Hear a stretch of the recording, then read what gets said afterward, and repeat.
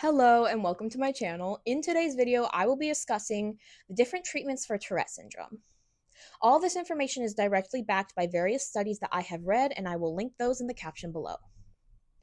Tourette syndrome is a neurodevelopmental disorder that causes involuntary movements and noises called tics. The cause of Tourette's is debated, but recent studies have indicated the importance of genes and brain development in those with Tourette syndrome. The most common therapies for those with Tourette syndrome include CBIT, which is cognitive behavioral intervention for tics, and HRT, which is habit reversal therapy. ERP, exposure and response therapy, is also used, but it's very uncommon. CBIT is a treatment that teaches patients to be more aware of their tics and the urges to tic. It teaches them to do some sort of competing behavior in hopes of redirecting the tic. It also helps patients figure out ways to reduce tics in their day-to-day lives. HRT is very similar in that it teaches patients to recognize the premonitory urges for each tic and implement a response to stop that tic from coming. ERP is different in that this therapy exposes patients to things that trigger their tics, stimuli. Then patients are taught how to push through their premonitory urges and essentially suppress the tic. All these therapies can be very helpful, especially in helping those with Tourette syndrome stay out of situations where their tics may cause problems. However, some patients have reported these therapies doing more harm than good, as these patients are incapable of redirecting and suppressing their tics.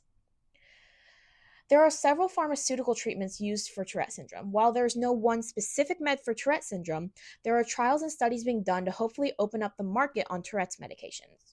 Something I found interesting when I was reading this study was that it stated that D2 blocking agents have been found to be the most successful in treating Tourette's.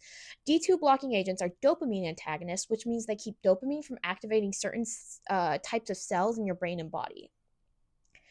The main medications used to treat Tourette syndrome are aripiprazole, fluphenazine, haloperidol, olanzapine, pimozide, and risperidone. Excuse me if I butchered any of those. Clonidine, guanfacine, and topiramate have also been found to help. Tetrabenazine and clonazepam have also been used to treat Tourette syndrome, although the primary has higher risks of adverse effects and the latter may not be as effective.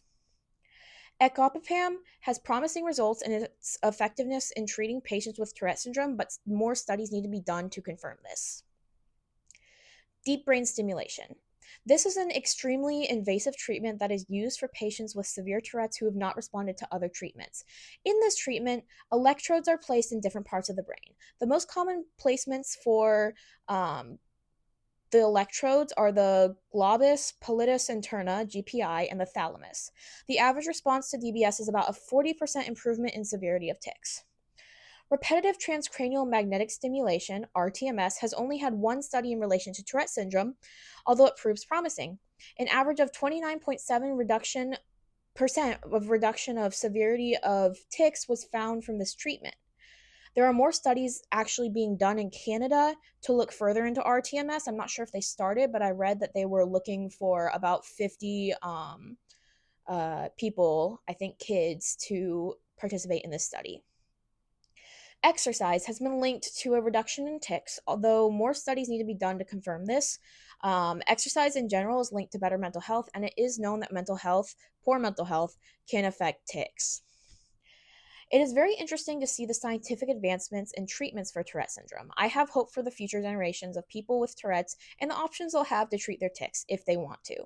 My next video is going to be on recent studies related to the causes of Tourette syndrome, and I will go into different genetic components and different areas of the brain. If you're interested in reading any of the studies, websites that I used for this, they will be linked below in the caption. Thank you for watching and have a wonderful day. Bye!